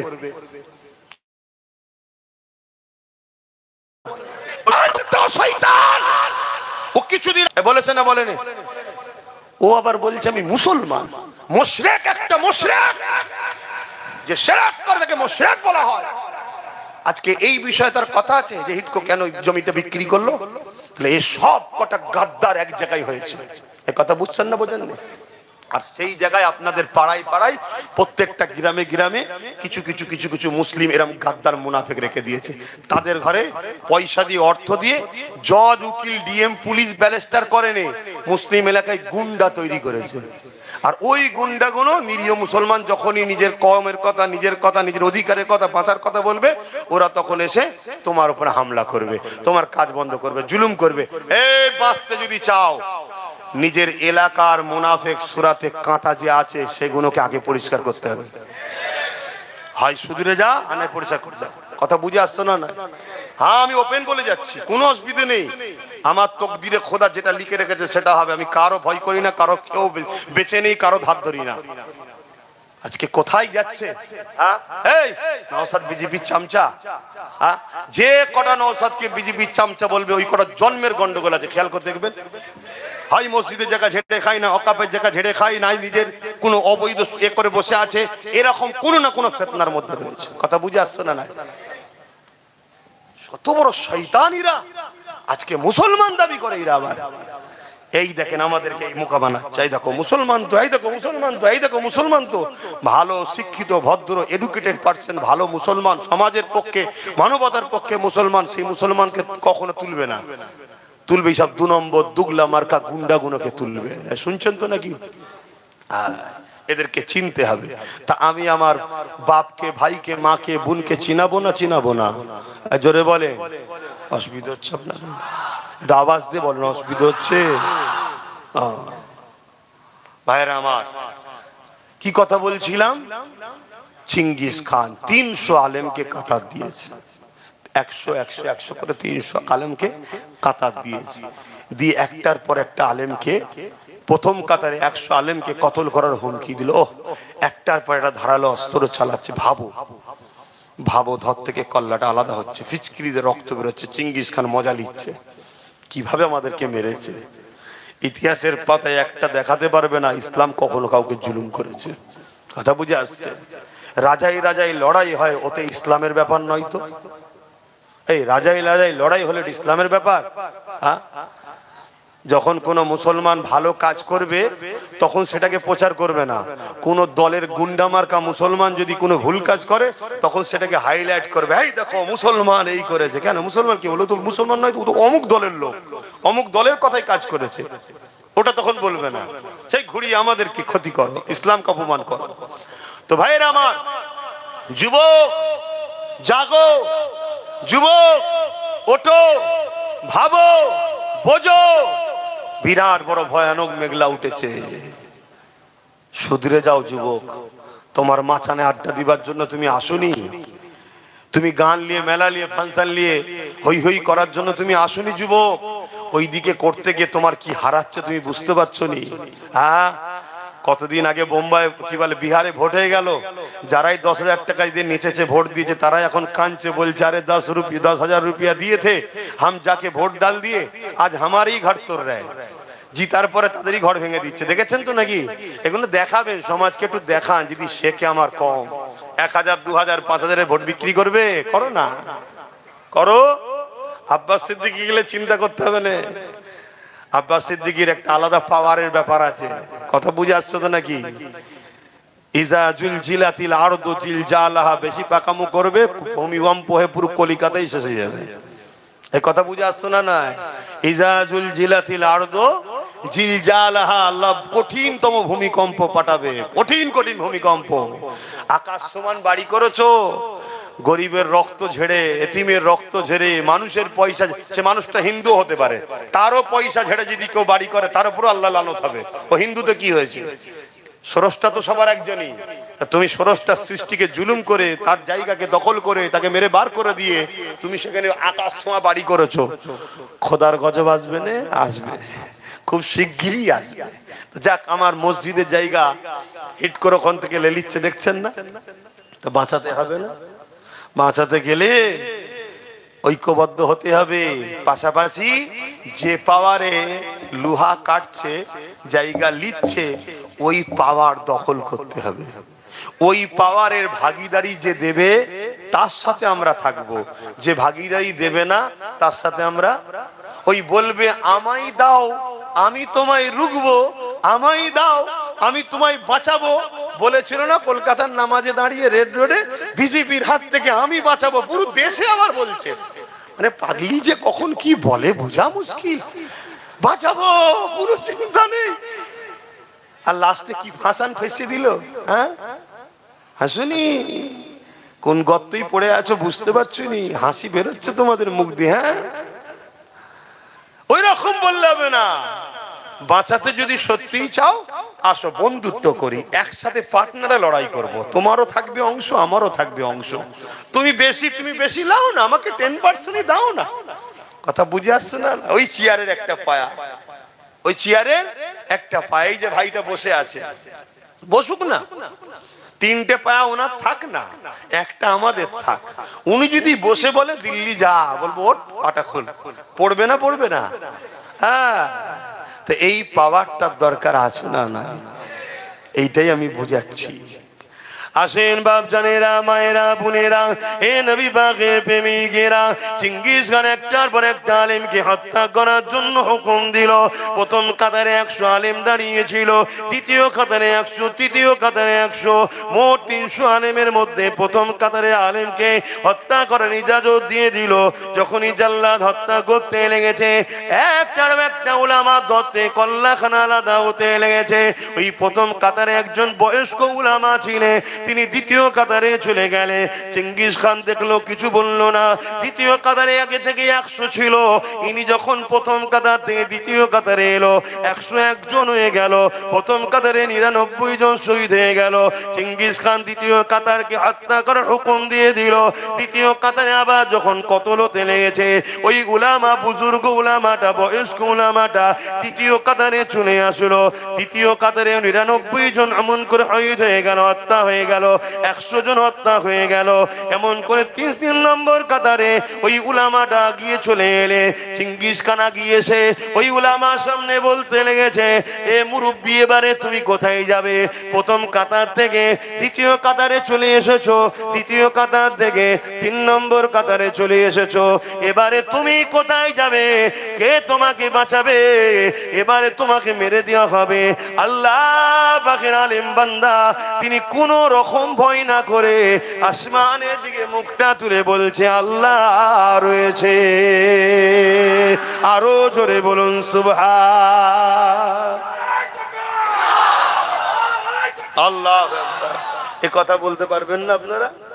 হ্যাঁ, কিন্তু আপনারা তো এতদিন বলছিলেন বিজেপির হাত থেকে দিদি বাঁচাবে, এই জন্য তো খোদার মার হলো। আল্লাহ সূরা বাকারাতে বলেছে, আমাকে আমার হাবিবকে ছেড়ে যার উপরে বিশ্বাস করবে তার দ্বারা আমি আল্লাহ তোমাদের মিটাবো। আজকে হলো না? হলো না? আমাদের তো সেই দিন ভেবে লিয়া দরকার ছিল, যেদিন বলেছিল কোরআন শেষ হবে আমার উন্নতি শেষ হবে না, সেদিন বুঝে লিয়া দরকার ছিল শয়তান আমাদের নয়। কিন্তু সেই দিনের পরেও যখন তুমি আমি তার সাথ দিলাম, তখন তো বুঝে লিয়া দরকার যে আল্লাহ এর হাতে আমাদেরকে মিটাবে, মিটাচ্ছে। ওবিসিটা শেষ, ওবিসি বোঝো, একটাও মুসলমান আর চাকরি আর ভালো জায়গায় পড়াশোনা করতে পারবে না। মুসলমানের ছেলেরা আর যা একটা দুটো ডাক্তার, উকিল, জজ, ডিএম হচ্ছিল, আর একটাও হবে না। তার 12টা বেজে দিয়েছে, খবরই হয়তো রাখো না। আর যখন আমি কথা বলবো, মনে রাখতে হওয়া স্বাভাবিক, একটু খোঁজ লাও, একটু খোঁজ লাও। আব্বাস দা বলছে একটু মিলাও, মিলিয়ে দেখো ভুল বলছি কি সত্য বলছি, একটু যাচাই বাছাও তো করো। যদি ডাইরেক্ট বিশ্বাস করতে নাও পারো, যাচাই বাছাই তো করো। যেই বললেন আল্লাহ আছে, চিঙ্গিস খান রেগে গেছে আল্লাহর নাম শুনে। চিঙ্গিস খান রেগে গেছে, রেগে গিয়ে জাল্লাদকে হুকুম করে, জাগে এই বয়স্ক উলামাটাকে কতল কর। বাস চিঙ্গিস খানের মুখ দিয়ে যেই হুকুমটা বেরিয়েছে, আমার আল্লাহর খেল শুরু হয়েছে। বলুন আল্লাহু আকবার। প্রথমে এটা দিল থেকে বলে নিন আল্লাহু আকবার। তার মানে আল্লাহ তিনি যিনি সব থেকে মহান। আছে তো নাকি আল্লাহ? সেই ক্ষমতা আছে তো? হ্যাঁ, আল্লাহু সাইয়্যুন কাদির, তিনি তো একমাত্র শক্তিমান। আল্লাহুস সামাদ, তিনি কারো মুখাপেক্ষী নয়, কোন দুর্বল তেনাকে স্পর্শ করতে পারে না। সুবহানাল্লাহ, আল্লাহ সেই পবিত্র সত্তা যে সমস্ত বুরাই দুর্বল কমজোর থেকে যিনি পাক পবিত্র। জোরে বলুন সুবহানাল্লাহ। বাস যেই কথা বলেছে চিঙ্গিস খান, আমার আল্লাহ পাকের খেল শুরু করে দিয়েছে। ইশারা হয়ে গেছে, আল্লাহর ইশারাতে গাছের পাতাও লড়ে, তাই তো নাকি? হ্যাঁ, ঘোড়া লাফানো শুরু করেছে। তো এমন লাফান লাফাচ্ছে, ঘোড়াকে আর থামাতে পারছে না চিঙ্গিস খান, লাগাম ধরে কোনো ভাবে পারছে না। ওই দৃশ্য দেখতে সব ব্যস্ত। চিঙ্গিস খান কতল না করে দাঁড়িয়ে গেছে। এবারে ঘোড়া ছুট দিয়েছে, ঘোড়া পিছনে এবার তার যত সৈন্য সামন্ত ছিল, সর্দার রাজাকে চিঙ্গিস খানকে বাঁচাবে বলে তারাও ছুটছে, জাল্লাদ অস্ত্র ফেলে দিয়ে ছুটছে। লাস্টে ঘোড়া ছুটছে, লাফাচ্ছে, ইদিক উদিক করছে। একটা সময় ডিসব্যালেন্স হয়ে চিঙ্গিস খান ঘোড়ার পিঠ থেকে পড়েছে, কিন্তু একটা পা ঘোড়ার পা রাখার পাদানিতে জড়িয়েছে, আর একটা পা ঘুরে পড়েছে। এই অবস্থায় চিঙ্গিস খানের কখনো পাহাড়ে পাথরে আঘাত দেয়, গাছে আঘাত দেয়, চিঙ্গিস খানকে ঘোড়া এইভাবে দোদকে দোদকে ছিন্ন বিচ্ছিন্ন করে। চিঙ্গিস খান যখন মরে জাহান্নামে ঢুকে গেছে, তারপরে ঘোড়া দাঁড়িয়েছে। বলুন আল্লাহু আকবার, বলুন আল্লাহু আকবার, বলুন আল্লাহু আকবার। জন্মিছি একদিন, মরবো একদিন। যেদিন আমার কপালে আছে সেদিন হব। ঘরে বিছানায় শুয়ে শুয়ে মরার থেকে আল্লাহর হয়ে মরিছি, এটা যদি প্রচার হয়, এটা যদি আল্লাহ কবুল করে, এর চেয়ে বড় সৌভাগ্যবান আর কি আছে? কিসের এত টেনশন, কিসের এত চিন্তা? গুলি দেখছো, বোম দেখছো, বন্দুক দেখছো, ও সব কিচ্ছু দেখে লাভ নেই। তোমার কাছে যদি ইমানের পাওয়ার থাকে, অর্থাৎ নবীর প্রেম ও আদব, তাহলে মনে রেখে দিও, পারমাণবিক বোমাও তোমার কিছু করতে পারবে না। তার প্রমাণ একটা দিয়ে যাচ্ছি, গল্প বলছি না। ওই বাগদাদের জমিনে আমেরিকা হাজার হাজার মিসাইল ফেলেছিল, একটাও ফাটেনি। কেন? বাগদাদের বুকে নবীর প্রকৃত গোলাম 850 বছর আগে চলে গেছে, তো কি হয়েছে? আজও বাগদাদি আছে, বড় পীর আব্দুল কাদের জিলানী আল বাগদাদি আল হাসানি আল হুসাইনি। জোরে বলুন সুবহানাল্লাহ। তিনি রয়েছে। কথা মাথায় ঢুকছে? আল্লাহ দেখো কি পাওয়ার দিয়েছে। নবীকে ভালোবাসেন, নবীকে প্রিয়ার করেন। আমি ব্যবসা করব, কারবার করব, রাজনীতি করব, সে তার কি ধর্ম আমি দেখবো না, আমি রাজনীতি করছি। সে জনগণ ও দেশের সেবক হবে, করো, ততক্ষণ পর্যন্ত যতক্ষণ সেনা তোমার দিনের বিরুদ্ধে যাবে। কথা মনে থাকবে। এখানেই কেউ বলেছিল মাদ্রাসায় জঙ্গি তৈরি হয়, আমরা উপযুক্ত তাকে জবাব দিয়েছি, আলহামদুলিল্লাহ, ভালো কথা, ঠিক, এটাই তো দরকার। তবেই তো জালিমরা বুঝবে যে মুসলমানদেরকে ঘর দিউনি, চাকরি দিউনি, জমি দিউনি, টাকা দিউনি, বাড়ি দিউনি, সব দিউনি, ভয় দেখিয়েছো বিজেপি, তাও সব ঠিক আছে, কিন্তু যখন ইসলামের ব্যাপার হবে তখন মুসলমান ফেরাউন, নমরুদ, আবু জেহেল, উতবা, সাইবা কাউকে ভয় করে না। আজকের আমেরিকা হোক আর মোদি হোক, কাউকে ভয় আমরা করিনি। এটা প্রমাণ দেওয়া দরকার আছে না নাই? এটাই দরকার। আর যদি না হও, তুমি কোন জালিমের হাত থেকে তবুও লড়াই করে বাঁচতে পারবে, আল্লাহর আযাব থেকে বাঁচবে কি করে? কথা বুঝে আসছে? অসুবিধা হচ্ছে? ওরে বাবা, অনেক বেজে গেছে, অনেক বেজে গেছে, তো থাক, এই পর্যন্তই থাক না। আমি একটু সালাম দেবো, তারপরে একটা ছোট্ট কথা বলবো। আমি বলেছি টিএমসি কে ভোট দেওয়া হারাম, শুনেছেন আপনারা? শুনেছেন? আমি কিন্তু ওইটুকু কথা বলিনি, ওর পরে অনেক কথা আছে, ওর আগেও অনেক কথা আছে, মুনাফিকরা কেটেছে। এই পুরো বিষয়টা একটু খুলে বলতে চাইছি, আপনাদের শুনতে অসুবিধা আছে? একটু হাত তুলে বলুন কারা শুনবে। আলহামদুলিল্লাহ। তার আগে একটু নবীকে সালাম দিয়ে লি। ইয়া নবী সালাম,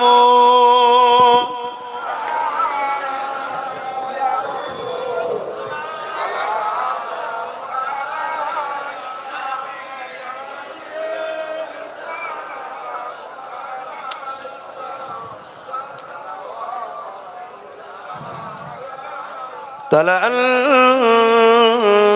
البدر علينا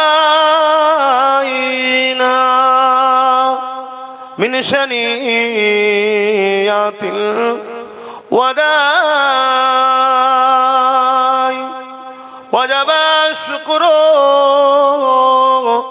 علينا ما دعا لله أهداي يا نبي سلام يا رسول يا حبيب سلام সালাওয়াতুল্লাহ কঠিন হাসরের দিনে কি আছে মোদের কপালে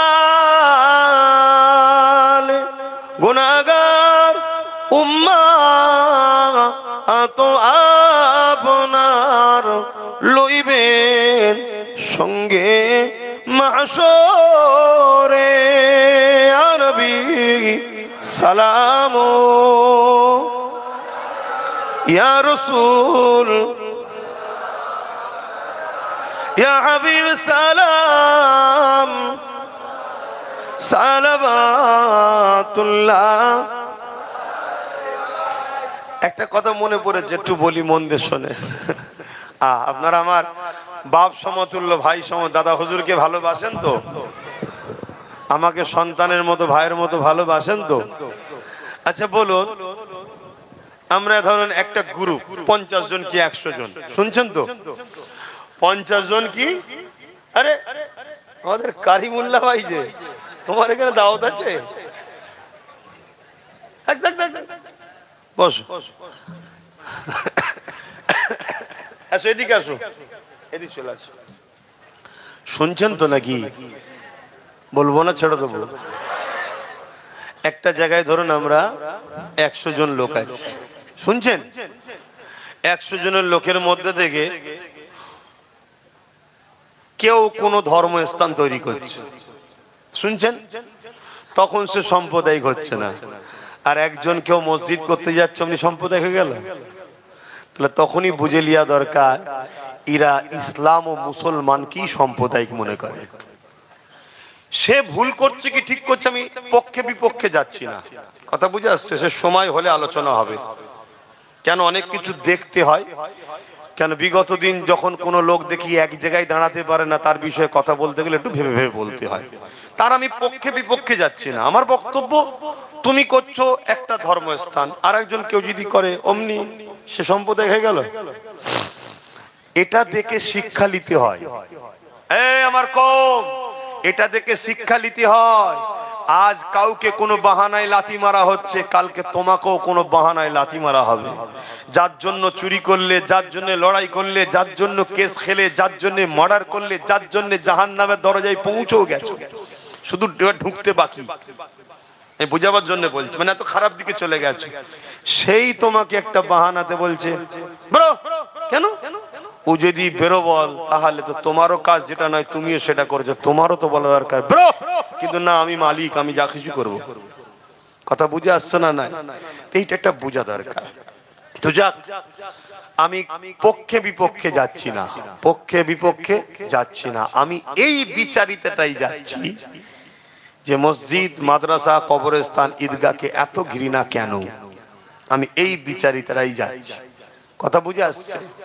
অথচ সংবিধান বিরোধী কাজ হচ্ছে দেশের জনগণের টাকায় ধর্মস্থান করা, আর কেউ কারো বাপের টাকায় করছে। আমি আবার বলছি, সে ঠিক করছে কি ভুল করছে তর্কে আমি যাচ্ছি না। ও সময় এলে আমি বলবো, কেন আগে দেখি না রে বাবা, দেখি না, আগে হোক না, দেখি, তারপরে তার কথা কি হয়েছে না হয়েছে পরে সব ভাবা যাবে কোনি। তো যাক, আমি একটা কথা বলতে চাইছি। অ্যাকচুয়ালি ব্যাপারটা আমি কি বলেছি জানেন? রসুল বলছেন, অন্যায় দেখলে হাত দিয়ে রোকো, অন্যায় দেখলে। এই কমিটি, এই ক্যামেরাম্যান, যদি কাটো আগেরটা আলাদা কাটবে, এটা আবার আলাদা কাটবে, একসাথে করে দেবে না, তাহলে মানে উল্টো হয়ে যাবে। না, সব আমার সব রয়েছে, সব যন্ত্র সব কেটে কুটি সব ছড়িয়ে দিচ্ছে। কথা বুঝে আসছে? এতে কেউ আমার ভালো করছে, কেউ আবার আর বলছি না, অনেক কিছু করে ফেলছে। তো যাক, এমন কিছু করো না সমাজ যাতে ভুল মেসেজ না পায়। আমি সেই কাজের কাজই নয়, তুমি আমাকে আসামি করে দিলে, তুমিও পাপী হবে। তা ইসলাম বলছে অন্যায় দেখলে হাত দিয়ে রোকো। আমার রসুল বলছেন, মুসলিম শরীফের হাদিস। মানবেন না নবীর কথা? নবীর কথা যে মানে না সেই ইমানদার না কাফের? এজন্য বলেন পুরো তো টাটকা কাফের, কোনো টেনশন নেই। আবার কাফের বললেও অনেকে আবার অ্যালার্জি হয়, অনেকে আবার এরকমও বলে কোরআন হাদিস আল্লাহ নাকি কাউকে কাফের বলেনি। কত বড় তুই মূর্খ, নিজে থেকে ধরাতে দিচ্ছিস, পাগল। একটু চুপচাপ থাক না, বড় গোল জামা লেগে দিলেই মনে হয় যেন হুজুর। চুপচাপ খেয়ে বীর পালা, বেশি কথা বলতে যাসনি, এক্ষুনি ধরে ফেলবে সাধারণ লোক। এই মূর্খ রে, কোন হাতে খেতে হয় সেটাও জানে না, দরজা বন্ধ করে খা, নাই ধরা পড়ে যাবে। তো কথা যাই হোক, তা মুসলমানকে মুসলমান বলতে হয়, মোমেনকে মোমেন মুসলমান বলতে হয়, মুনাফিককে মুনাফিক মুসলমান বলতে হয়, মুশরিককে মুশরিক বলতে হয়, কাফেরকে কাফের বলতে হয়, ভালোকে ভালো বলতে হয়, চোরকে চোর বলতে হয়, ডাকাতকে ডাকাত বলতে হয়, ওলিকে ওলি বলতে হয়, মুফতিকে মুফতি বলতে হয়, আলেমকে আলেম বলতে হয়। আমাকে কেউ যদি বলে হাফেজ আব্বাস সিদ্দিকী, আমি হাফেজ, তাহলে চিটিংবাজি হবে না? তা হাফেজকে হাফেজ বলতে হবে, ঠিক তো নাকি? যার যেটা থাকে সেটা বলতে হবে তো, না কি বলবো? কাফে যদি কাফের না বলে কি বলা হবে? দাদু বলবেন নাকি? না না না বলবেন, কি বলবেন? কাফেরই তো বলতে হবে। আমি তো সবাইকে বলছি না, যে কুফরি করে সে কাফের। যে কুফরি করে, যে রাসূলের কথাকে অস্বীকার করে, অবিশ্বাস করে, অমান্য করে, খিল্লি করে, তুচ্ছ তাচ্ছিল্য করে, সে তো কাফের। দাদা হুজুর ওসিয়তনামা আছে, দাড়ি টুপি জুব্বা পাগড়ি, কেউ যদি তুচ্ছ তাচ্ছিল্য করে সে কাফের। টুপি পরে না, কেউ বলতে পারবে নাকি ছেলেগুলো কাফের? এই যাদের মাঝে টুপি নেই এরা কাফের, কেউ বলতে পারবে না? কিন্তু একজন যদি টুপি কেলে তুচ্ছ তাচ্ছিল্য করে, ওই দেখলেন না, এই সামনে রোজার মাস আসবে, কত দেখবেন সারা দিন পেট মুটা করে খেয়েছে হারামখোর, আর মাথায় টুপি দিয়ে গিয়ে বসে, এই টুপিকে নিয়ে খিল্লি করা হচ্ছে নয় না? দাড়ি টুপি জুব্বা পাগড়িকে তুচ্ছ তাচ্ছিল্য করলেই কাফের হয়ে যাবে। দাদা হুজুর ওসিয়তনামা থেকে নেবেন, ওইদিকে আমি যাচ্ছি না। আমি যেটা বলবো, কেন আমার ভাই এসেছে, সে একটা সম্মানীয় ব্যক্তি, আল্লাহ তার ইজ্জত দিয়েছে, সেও মানুষের কাছে দিনের কথা বলে, মাঝে মাঝে একটুখানি কড়া বলে ফেলে, বলে ফেলার জন্য অনেকে আবার পিছনেও লেগে যায়। কথা বুঝে আসছে? এটা হয়। তবে আমি ভাইকে সবার সামনে বলবো, হক কথা বলতে হবে। তবে আবার ইসলামী বলেছে মুক্তাদায়ে হাল বুঝতে হয় এবং হিকমার সাথে বলো। কথা বুঝে আসছে? হিকমার সাথে বলো। অতএব এটা একটু খেয়াল রাখা দরকার। যাক, আমি ওদিকে যাচ্ছি না, আমি যেটা বলছি সেটা, তোরা গজলের পিছনে পড়ে আছিস, আমি যেটা বলছি সেটা শোন। বেঁচে থাকলে অনেক গজল শুনবি, ইসলাম থাকলে অনেক গজল শুনবি। কালকে জলসা করতে পারবি কি মানে আছে? কালকে তো বলতে পারে ইসলামিক কোনো প্রোগ্রাম চলবে না এদেশে, যে দেশে বলে মসজিদ চলবে না, মাদ্রাসা চলবে না, কাল তো বলতে পারে ইসলামিক কোনো সভা জলসা হবে না। কি করবি? তোদের কি ক্ষমতা আছে বলতে কি না? অতএব কথাগুলো শোনো, কাজ থাকতে থাকতে আগে কোমর বাঁধো, ভিতটা ঠিক করো, তারপরে 10 তলা করবে, 20 তলা করবে, 10টা গজল শুনবে, সব দিন আসবে। কি? হ্যাঁ, নলেজ সিটিতে এখন বিল্ডিং করছি, ভালো তারে ভিত দিচ্ছে, এখন নেই মালপানি কম, কাল এত টাকা এসে যাবে, হয়তো 20 তলা করতে হবে, পয়সা নেই, এসে গেছে। কিন্তু তলা যদি এখন কাঁচা হয়ে যায়, তোমার তলাতেই সব ঢুকে যাচ্ছে, ওখানেই হু করে 3 তলার খরচ তলাতে 1 তলাতেই ঢুকে যাচ্ছে। না, আমি হালকা করে করলে হু করে বেড়ে যাবে। তো এইগুলো ভবিষ্যতের কথা ভাবতে হবে, আগে তৈরি করো। তো যাই হোক, আমি যে কথা বলছিলাম, এই সুযোগে নলেজ সিটিরও প্রচারটা করে নিলাম। কি অনেকে বলবে, দেখেছি এই সুযোগে নলেজের প্রচারটা করে নিল। তো যাই হোক, প্রচার খারাপ তো কিছু প্রচার করিনি, ভালো জিনিসই প্রচার করেছি। তো যাই হোক, আপনার আমার বাপ ভাই হন তো, তাই একটু হাসি খুশি করছি। কি কথা বলছেন? হ্যাঁ, আল্লাহ নবী মুসলিম শরীফের হাদিসে বলছে, অন্যায় দেখলে হাত দিয়ে রোখো। যদি হাতে রুখতে না পারো, মুখ দিয়ে প্রতিবাদ করো। যদি মুখ দিয়ে প্রতিবাদ করতে না পারো, অন্তর থেকে ঘৃণা করো। সবার দ্বারা হাত দিয়ে রুখা তো সম্ভব নয়, সবার দ্বারা মুখ দিয়ে প্রতিবাদও সম্ভব নয়। অনেকের অন্তর থেকেও ঘৃণা করা দরকার। কিন্তু রাসূল অন্তর থেকে ঘৃণা করার পরে বলছে, ঘৃণা যারা অন্তর থেকে করবে এদেরও ঈমান আছে, কিন্তু দুর্বল। এ ক্যাটাগরির ইমান হাত দিয়ে প্রতিরোধ করা, অন্যায় দেখেছে হাত দিয়ে রুখে দিয়েছে। আর দ্বিতীয় স্তরের ইমান মুখ দিয়ে প্রতিবাদ করা। যদি মুখ দিয়ে প্রতিবাদ করতে না পারে, কমসে কম এইটুকু গুণ যেন থাকে, অন্তর থেকে ঘৃণা করে দূরে সরে যাবে। আর তা না করে যদি কেউ অন্যায়কে সাপোর্ট করে, তার মধ্যে ইমান থাকবে না। কথা বুঝে আসছে? আবার রাসূল মিশকাত শরীফের হাদিসের মধ্যে কি বলছে, যে জালিম জানার পরে তুমি যদি তাকে শক্তিশালী করার জন্য সহযোগিতা করো, সাপোর্ট করো, তাহলে তোমার মধ্যে ঈমান, তুমি ইসলাম থেকে বেরিয়ে যাবে, রাসূল এই কথা বলেছে, ইসলাম থেকে বেরিয়ে যাবে। যে ইসলাম থেকে বেরিয়ে যেতে ঈমান থাকে, এই কথাটাকে দুটো হাদিসকে সামনে রেখে আমি আমার ভালোবাসার বাপ মাদের ঘরে বুঝাবার অধিকার আছে না নাই? আমি বুঝাতে গিয়ে কোনো এক জায়গায় বলেছিলাম যে কি, কেন্দ্র সরকার ক্ষমতার জোরে ওয়াকফ কালা কানুন করে মসজিদ মাদ্রাসা দখল করছে। এটা আজকের কথা না, অনেক দিনের কথা। তো সেই জায়গায় আমাদের উচিত, কেন্দ্র সরকার এই আইনটা ঠিক করছে না অন্যায় করছে? জোরে বলুন। রাসূলুল্লাহর হাদিস হাত দিয়ে রুখতে হবে, যদি হাতে ক্ষমতা না থাকে প্রতিবাদ করতে হবে, যদি প্রতিবাদ করতে না পারি কেন্দ্র সরকারকে ঘৃণা করে দূরে সরে যেতে হবে। তা না করে কোনো মুসলমান যদি দাবিদার কেন্দ্র সরকারকে ভোট দেয়, তার কি ঈমান থাকবে? তার মানে আমি মসজিদ মাদ্রাসার বিরুদ্ধে, তুমি আমাকে ভোট দিয়ে শক্তিশালী করছো, তাহলে মসজিদ মাদ্রাসা ভাঙি, তা তুমি কি মসজিদ মাদ্রাসার দুশমন নয়? ভোট দিয়ে আমরা তো সাপোর্ট করা, সহযোগিতা করা। রাসূল বললেন যে জালিম হবে, তাকে যদি তুমি সাপোর্ট করো, জানার পরে তুমি ইসলাম থেকে বেরিয়ে যাবে। কেন্দ্র সরকার জালিম হ্যাঁ কিনা? কথা বলে, সব থেকে বড় জালিম তো আমার মসজিদ মাদ্রাসার উপর আঘাত করছে। এই কথাই আমি কেন্দ্র সরকারকে ভোট দিলে ঈমান থাকবেন, এটা প্রথম বলেছি। বলার পর আমি বলেছি, আজকে কেন্দ্র সরকারের বিরুদ্ধে আন্দোলন হবে, আর বাংলা সরকার যদি বলে দিল্লি চলে যাও, এ থেকে কি আমাদের বুঝতে বাকি যে কেন্দ্র সরকারের সাথে সেটিং আছে? এ মসজিদ মাদ্রাসার পক্ষে না বিরুদ্ধে? তাহলে যদি পক্ষে হতো তাহলে বলতো আন্দোলন করো, আমি আছি, তাই তো নাকি? কিন্তু এ বলছে দিল্লি চলে যাও, তাহলে পক্ষে না বিরুদ্ধে? তখন তো আর বলেনি আমি আইন মেনে নিলাম, তাহলে তো আরো বড় ফতোয়া হতো। তখন বলেছিল দিল্লি চলে যাও। তারপর আমি বললাম, যদি কেউ বলে কোরআন শেষ হয়ে যাবে, উন্নতি শেষ হবে না, সে কোরআনের পক্ষে না বিরুদ্ধে? আপনারা বলুন এই কথাটা ঠিক বলেছে না ভুল বলেছে? কোরআন কি শেষ হয়ে যাবে? এজন্য বলে এ ঝাঁটা খাকি মরে জাহান্নামে ঢুকে যাবে, তো কোরআন শেষ হবে না। এ কথা ভুল বলছি নাকি? এ কথা বলা ভুল বলছি? তাহলে এই যে কোরআনের বিরুদ্ধে যে কথা বললো, এটা ঠিক বললো না অন্যায় করলো? এই অন্যায়ের বিরুদ্ধে রাসূল কি বললেন? হাত দিয়ে রোকো। যদি হাত দিয়ে রুখতে না পারো, মুখ দিয়ে প্রতিবাদ করো। যদি মুখ দিয়ে প্রতিবাদ করতে না পারো, অন্তর থেকে ঘৃণা করো। তা না করে কোনো মুসলমান যদি ভোট দেয়, তার ঈমান থাকবে? তারপরে এ প্রসাদ খাওয়াচ্ছে, প্রসাদ খেলে ঈমান থাকে? তারপরে আরো অনেক কিছু কথা। তারপরও আমি কি বলেছি জানেন? এসব বলার পরে, যদি তোমরা মনে করো যে ডাকাত রুকার জন্য চোরকে দরকার, তাহলে একে বলো ক্ষমা চাইতে। এ আমার দিল্লি চলে যাও বলাটা বলুক অন্যায় করেছে, কোরআন শেষে বলাটা ভুল করেছে, ক্ষমা চাইতে বলো, তাহলে আমি আব্বাস সিদ্দিকী বলবো না।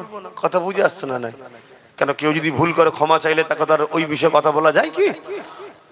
কিন্তু যদি ক্ষমা না চাই, এরপরও কোনো মুসলমান যেদিকে সাপোর্ট করে, মানে এর কথাকে সাথ দিল, কোরআন শেষ মেনে নিল, তা তার মধ্যে কি ঈমান থাকবে? একজন অমুসলিম কিন্তু আমার কোরআনের বিরুদ্ধে কথা বলে না, গণতান্ত্রিক দেশে তুমি তাকে সাপোর্ট করতে পারো? কেন? তুমি তাকে নেতা মানছো কি জন্য? দেশ ও দেশবাসীর সেবার জন্য, ধর্মের জন্য তো বানাওনি। এটা দুনিয়াদারি। কিন্তু ও যেই বলবে তোমার দিনের বিরুদ্ধে,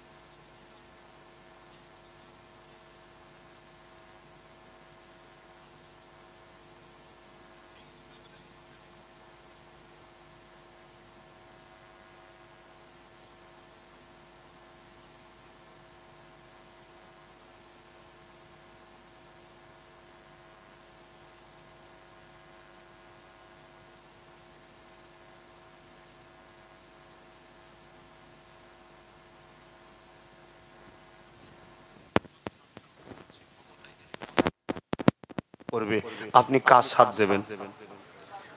জোরে বলুন, কার সাথ দেবেন?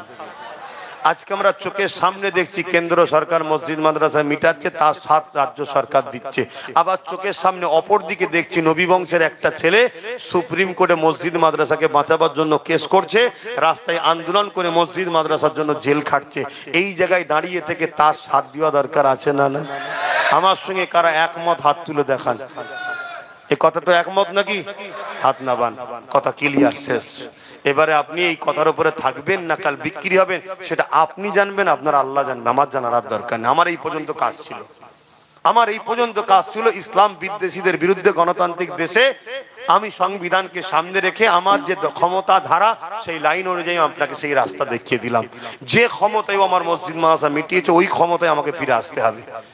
আজকে আমি প্রায় জায়গায় বুঝাচ্ছি, আপনাদেরকেও বুঝাচ্ছি, আমি আপনি ওর পাশে থাকবো। ও কি করছে? ও দলিতদের কাছে যাচ্ছে, দলিতদের যে বুঝাচ্ছে ভাই মার তো তোমরাও খেচ্ছ আমরাও খেচ্ছি, যেখানে তোমরা বেশি তোমরা দাঁড়াও, আমরা মুসলমান 15-20% তোমাকে সাথ দেবো। যেখানে আদিবাসী বেশি ভাই আদিবাসী ভাইয়েরা তোরা দাঁড়া, আমরা মুসলমান তোদেরকে ভোট দেবো। যেখানে মতুয়া বেশি, আমরা তো একদিন জানতাম মতুয়ারা আমার দেশের লোক, যাদেরকে বিগত সরকাররা অনেক কলোনি এটা সেটা অনেক কিছু করে দিয়েছিল, আমাদের দেয়নি, তাদের দিয়েছিল, দিয়েছে না দেয়নি। আজকে সেই মতুয়া ভাইয়েরা তাদেরকে ছেড়ে দিয়ে এর পিছনে ছুটেছে, ছুটে আজকে কি পেলো? তারা যে বাংলাদেশি আজকে আমরা জানতে পাচ্ছি। কি পাচ্ছেন না পারেন না? কিন্তু আজকে তাদের উপরেও তো বিপদ নাকি? তা এ নওশাদ যে তাদেরকেও বুঝাচ্ছে ভাই তোমরা যেখানে বেশি তোমরা দাঁড়াও, আমরা মুসলমান তোমাদের সাথ দেবো। ঠিক তেমনই যেখানে আমরা মুসলমান বেশি আমরা সেখানে দাঁড়াবো, তোরা আমাদের সাথ দে। এইভাবে যদি আমরা মিলেমিশে থাকি তাহলে কোনো জালিম এই গরিবদের ঘরে শেষ করতে পারবে? তাহলে ঠিক এইভাবে যেটা আমার দেশের সংবিধান, সংবিধানের 28 নম্বর ধারাতে যে যা ধর্ম চর্চা করবে ধর্মস্থানকে তারা দেখবে, এতে সরকারের হস্তক্ষেপ নাই। সরকার ধর্মস্থান আঘাতও করতে পারবে না, সরকার ধর্মস্থান বানাতেও। এটা কি বলছে? সংবিধান বলছে। ও সংবিধানের বিরোধী করছে, এও সংবিধানের বিরোধী করছে। তাহলে একদিকে যেমন আমার ধর্মের উপরে আঘাত, অপর দিকে এরা দেশেরও বিরুদ্ধে। তো এই জায়গাতে আব্বাস সিদ্দিকী যা গুটি কত কথা বললো একদম দিল থেকে বলবেন, আমি কারোর উপরে জুলুম করব না, কিন্তু আমার জানা দরকার আপনারা আমার উপরে কেউ কষ্ট পেলেন, কেউ নারাজ হয়েছেন, তাহলে আপনারা আমার সাথে আছেন তো? আমার মতে একমত তো নাকি? তাহলে আগামী দিন একটা জায়গায় আমি ডাকবো, একটু মাথা দেখানো দরকার আছে, একটা ভিড় দেখানো দরকার আছে, অকাবের স্বার্থে এটা দরকার আছে। চেষ্টা চলছে, যদি আল্লাহ মিলিয়ে দেয় ব্রিকেটে আপনারা ঘাটের পয়সায় যেতে হবে, কিন্তু যার তার কথা শুনে চলে গেলে হবে না। আপনারা প্রতি শুক্রবার দিন আমি লাইভে বসি, ফিরিজাদা এমডি আব্বাস সিদ্দিকী বলে একটা ফেসবুক পেজ আছে এবং PABS বলে ইউটিউব চ্যানেল আছে, ওতে আমি লাইভও প্রচার করব। অমুক দিন অমুক টাইমে অমুক জায়গায় ব্রিকেটে হচ্ছে, যদি আল্লাহ মিলিয়ে দেয় আপনাদেরকে জানাবো, আসবেন বলুন ইনশাআল্লাহ। কেন? যত মাথা বাড়বে জালিম তত ভয় খাবে। কথা বুঝে আসছে? আমাদের মধ্যে যারা দুর্বল আছে তারাও তখন চাঙ্গা হয়ে যাবে, ঠিক না বেটি? হ্যাঁ, আর চিন্তা নেই, আমার ভাই আছে। কি কিছু মানুষ আছে দুর্বল, আমি এখান থেকে খুলে আওয়াজ দিচ্ছি আমার প্রত্যেকটা ভাইকে একজন ধর্মগুরু হিসাবে, আমি কোনো রাজনীতির নেতা হিসাবে কথা বলছি, ধর্মগুরু হিসাবে আসো ভাইরা, যাদের জন্য লড়াই করছো তারা তোমাদেরকে এক ক্রিমিনাল বানাচ্ছে, সমাজ বিরোধী বলে প্রমাণ করাচ্ছে, তোমার ধর্মকে শেষ করছে, আগামী দিন তোমাকে প্রয়োজন হলে ছেঁটে ফেলে দেবে, যেমন অনেককে ফেলে দিচ্ছে, তোমাকেও কাল দেবে। তাই চলে আসো ভাই, চলে আসো, ঘরের ছেলে ঘরে চলে আসো। আসো আমরা আদিবাসী দলিত মতুয়াদের সঙ্গে বন্ধুত্ব করি, করে যার যেখানে সংখ্যা বাড়ি সে সেখানে থাক, যার সংখ্যা অনুপাতে ভাগিদারি। বাবা সাহেব বলেছে এই রাস্তায় আমরা চলবো। শেষ কথা, কেউ যদি বলে যে হুজুর সব ঠিক আছে, জলসাতেই সব কথা বললেন কেন, তাকে একটাই কথা বলবো, আগে গিয়ে ওই নেতাগুলোকে বোঝা যারা রাজনীতিতে চাকরি শিক্ষা কর্মসংস্থান না দিয়ে ধর্মের বিরুদ্ধে লাগছে, ওদেরকে বোঝা যে তুই রাজনীতি করছিস, রাজনীতি কর, ধর্মলে মাথা দিস না। তাহলে আমি বলবো আমি ধর্মনীতি করছি, রাজনীতিলে মাথা দেবো না। ওই গাছ লাগিয়ে দিয়েছি, ওই গাছই নওশাদ একাই দেখে নেবে। কথা বুঝে আসছে না? নাই। আর যদি তুমি আমার ঘরে হাত দাও তাহলে আমি তোমার ঘরে হাত দেবো না, দেবো না? তাহলে আপনারা আমাকে সালাম দেন। ওয়া আলাইকুম আসসালাম ওয়া রাহমাতুল্লাহি ওয়া বারাকাতুহু।